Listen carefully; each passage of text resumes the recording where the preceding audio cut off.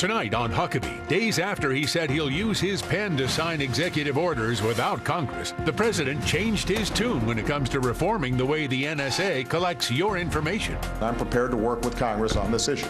Can Republicans in Congress work with the president? Senate Minority Leader Mitch McConnell reacts. And millions of Americans' credit cards hacked. Who's paying the bill? And how can you protect your credit from thieves? FBN's Jerry Willis has advice. Plus, she had a choice: keep her unborn baby or her eyesight. Her decision on Huckabee tonight.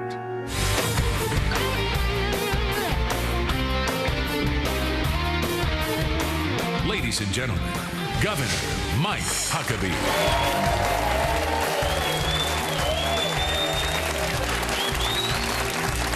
Thank you very much. Thank you. And welcome to Huckabee from the Fox News studios in New York City.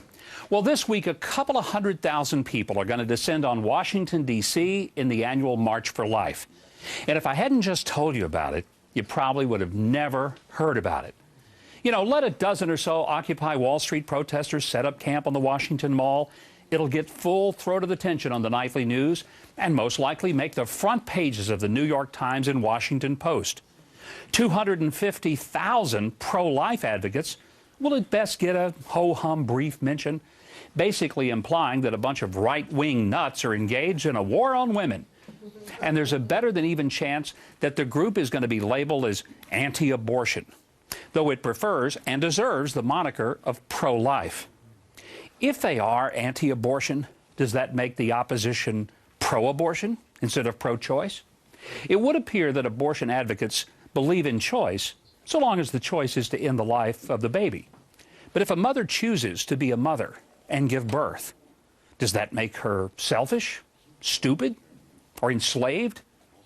It doesn't help that some of the supposed rock stars of Republican consulting tell candidates not to even discuss issues like the sanctity of life for fear of offending women voters.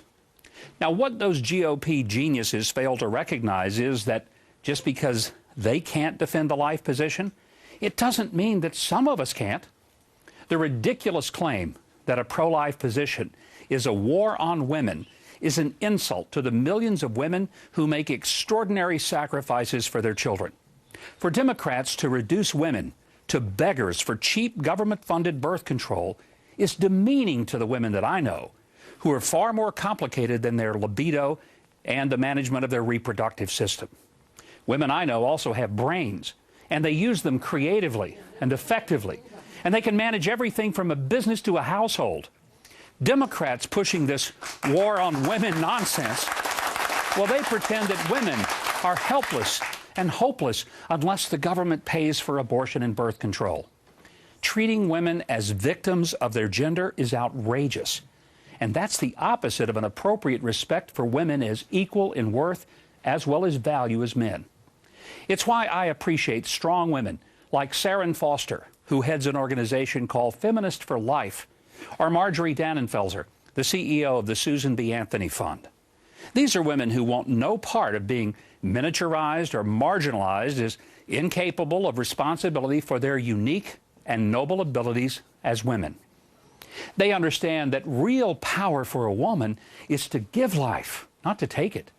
The good news is that increasing numbers of younger women are decidedly pro-life, in part because believing that life has value from its origins is consistent with solid science, and in part because they recognize that devaluing any life is hardly the means to elevate women.